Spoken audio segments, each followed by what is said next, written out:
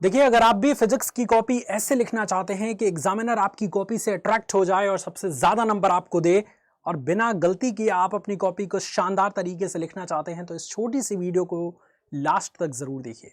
5 minute से ज्यादा की वीडियो नहीं होने वाली, लेकिन सिर्फ ये वीडियो अगर आपने देख लिया ना, तो आपके अंदर गजब का कॉन्फिडेंस आएगा और फिजिक्स की कॉपी सबसे बेहतर तरीके से आप लिख पाएंगे। क्योंकि देखिए, इंग्लिश के बाद आपका जो है वो ज्यादा दिन का गैप नहीं है, बहुत ही कम दिन का गैप है और उसी में फिजिक्स की अच्छी तैयारी भी करनी है और दिमाग में ये पूरी की पूरी प्लानिंग लेके चलना भी है कि कैसे हम टाइम मैनेज करके फिजिक्स की कॉपी लिख सकते हैं। क्योंकि फिजिक्स एक ऐसा सब्जेक्ट भी है ना बच्चों, जिसमें अलग अलग टाइप के क्वेश्चंस बनते हैं। न्यूमेरिकल टाइप के भी क्वेश्चंस होंगे जिसमें बहुत ज्यादा दिमाग लगाना पड़ेगा, क्योंकि एक वैल्यू भी गलत हुई तो पूरा आंसर ही गलत आ जाएगा और पूरा नंबर ही कट जाएगा। दूसरा, डेरिवेशन टाइप के क्वेश्चंस होंगे जिसको आपको स्टेप बाय स्टेप करके याद करना होता है और थ्योरेटिकल तो सबसे मुश्किल होता है, याद ही नहीं होता वो। तो उन सारे टाइप के क्वेश्चंस को कैसे करना है, आइए एक एक करके डिस्कस करते हैं। तो देखिए, सबसे पहले तो आपको खुद से ये चीज पूछना है, खुद से पूछें, सबसे पहले खुद से एक बात पूछें कि क्या आप कॉन्फिडेंट हैं। पूरा पेपर देखने के बाद आपको यह डिसीजन लेना है। पूरा पेपर, सबसे पहले पेपर मिलने के बाद 15 मिनट का समय मिलता है ना, तो वही 15 मिनट सबसे ज्यादा क्रूशियल होता है। उस 15 मिनट में जल्दबाजी आपने किया तो गलती हो जाएगी। तो आपको उस 15 मिनट में 10 मिनट पेपर पढ़ने पे देना है कि कौन कौन से क्वेश्चन आ रहे हैं, कौन कौन से नहीं। और पेपर पढ़ने पे पता ही चल जाता है कि अपन की औकात क्या है, कितने क्वेश्चन हमें आ रहे हैं। तो खुद से पूछें कि क्या आपको पूरे प्रश्न आ रहे हैं। पूरे प्रश्न आ रहे हैं, खुद पे कॉन्फिडेंस है, टाइम मैनेज कर पाएंगे, तो पहले क्वेश्चन से स्टार्ट करिए और लास्ट क्वेश्चन तक लिखते चले जाइए। अगर आपको टाइम मैनेज करना अच्छे से आता है, क्योंकि 3 ही घंटे में सारे आंसर लिखने हैं। और अगर खुद पे कॉन्फिडेंस नहीं है, पूरे क्वेश्चन आ रहे हैं, तो लास्ट से शुरू करिए, यानी लॉन्ग क्वेश्चन को पहले पेज पे लिखिए और इस तरह से धीरे धीरे लास्ट से शुरू करके पहले पे आ जाइए।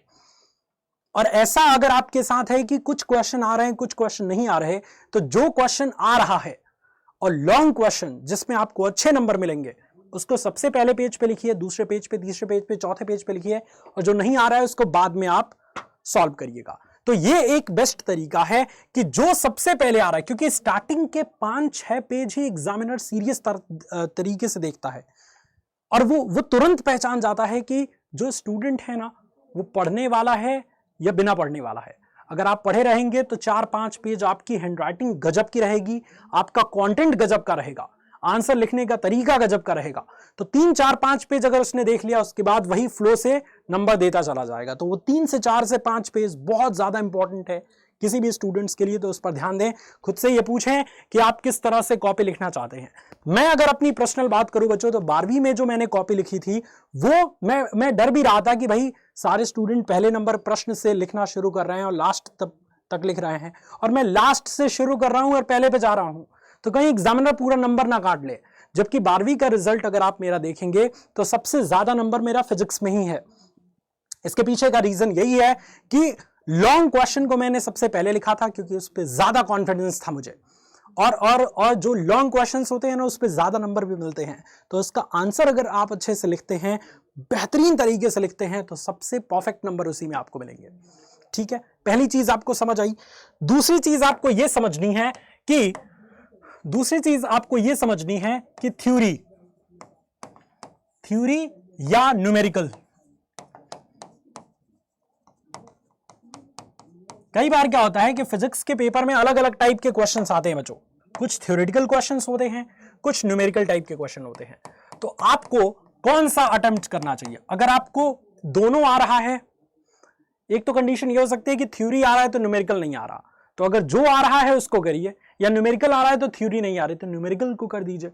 और तीसरा कंडीशन ये हो सकता है कि दोनों आ रहा है, तब क्या करें सर? तो दोनों आ रहा है तो आप ये देखिए, क्या न्यूमेरिकल का एग्जैक्ट आंसर आप निकाल पाएंगे? कॉन्फिडेंट हैं? अगर एग्जैक्ट आंसर निकाल पाएंगे, सही सॉल्व कर पाएंगे, तो मेरे हिसाब से सबसे पहली प्राथमिकता आपको न्यूमेरिकल पे देनी चाहिए, क्योंकि न्यूमेरिकल पे एक भी नंबर आपका नहीं कटता। जबकि आप थ्योरेटिकल अगर आप लिखेंगे कोई भी चीज का आंसर, तो थ्योरी में कुछ ना कुछ चीजें अधूरी रही जाती हैं। चाहे डायग्राम अधूरा रह सकता है, चाहे एक्सप्लेनेशन उतना बेटर नहीं लगेगा एग्जामिनर को, तो वो नंबर आपको काट देगा। ठीक है। बट न्यूमेरिकल में कहां से काटेगा जब आपका आंसर पूरा का पूरा आ गया। आंसर अगर मैच कर दिया तो हैंड राइटिंग भी बेकार है फिर भी नंबर मिल जाएगा। तो ये होता है न्यूमेरिकल का सबसे फायदा।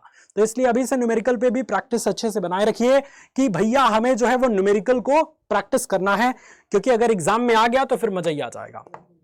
अच्छा, तीसरी चीज कि कई बार ये होता है कि न्यूमेरिकल या डेरिवेशन, इसमें बच्चे बहुत ज्यादा परेशान हो जाते हैं। डेरिवेशन कई बार ये होता है कि अथवा करके दो चीज दे देता है, एक न्यूमेरिकल दे देता है, एक डेरिवेशन दे देता है। अब बच्चे परेशान कि इनमें से कौन सा मैं करूं, किसमें नंबर मिलने के चांसेस ज्यादा रहेंगे। तो दोनों में, यहां पे बच्चों दोनों में आपके नंबर मिलने के चांसेस अधिक हैं। अगर दोनों आ रहा है तो कौन जल्दी सॉल्व हो जाएगा ये देखिए। अगर न्यूमेरिकल आपका जल्दी सॉल्व हो जा रहा है तो न्यूमेरिकल कर दीजिए, अगर आपका डेरिवेशन जल्दी सॉल्व हो जाएगा तो डेरिवेशन कर दीजिए, है ना, क्योंकि दोनों में ही नंबर मिल जाएंगे। अगर आपने डेरिवेशन को प्रूफ कर दिया तो पूरे नंबर, न्यूमेरिकल को सॉल्व कर दिया तो पूरे नंबर। तो हमेशा फिजिक्स की कॉपी लिखते समय यही 3-4 चीजें ध्यान रखनी है कि आपको सबसे पहली बात अपने आप से यह पूछनी है कि आप कॉन्फिडेंट हैं। क्या आप लास्ट से शुरू करके पहले नंबर क्वेश्चन तक डायरेक्ट सॉल्व कर सकते हैं, या पहले नंबर से स्टार्ट करके लास्ट तक बढ़िया से टाइम मैनेज करते हुए सॉल्व कर सकते हैं। अगर आपको पूरा पेपर आ रहा है तो, और अगर आपको अधूरा आ रहा है, जैसे बीच में चौथा क्वेश्चन नहीं आ रहा है, तीसरा क्वेश्चन नहीं आ रहा है, बाकी सब आ रहा है, तो जो आ रहा है उसको पहले लिखिए और जो नहीं आ रहा है उसको बाद के लिए छोड़ दीजिए, बाद में टाइम मिले तो लिखिएगा। क्वेश्चन एक भी नहीं छोड़ना है, ये बात हमेशा याद रखेंगे, क्योंकि जो बच्चा क्वेश्चन छोड़ देता है उसका पूरा नंबर ही उस क्वेश्चन के लिए नहीं मिलता है। तो कुछ ना कुछ घिसा पिटा भी अगर नहीं आ रहा है तो करिए, लेकिन लास्ट में उसको भी अटेम्प्ट कर दीजिए ताकि आपको नंबर बढ़िया मिल जाए। ठीक है, तो ये है बच्चों कुछ स्ट्रैटेजी जो आपको अच्छे तरीके से तैयार करनी है। अब जो है वो मुस्कुराना सीख लीजिए, मुंह बनाना बंद, और एकदम मुस्कुराते हुए जाइए, अपने एग्जाम्स की तैयारी बेस्ट करिए। ठीक है, आए थे ऐसे, आए थे कैसे, ऐसे, और भेज दिया कैसे, ऐसे। तो इस तरह से मुस्कुराते हुए तैयारी करिए, क्योंकि जो मुस्कुराते हैं ना और मुस्कुराते हुए मेहनत करते हैं उनको सफलता बहुत ही आसानी से मिल जाती है। तो thank you so much students for watching this video. Bye bye, take care, God bless you all, जय हिंद।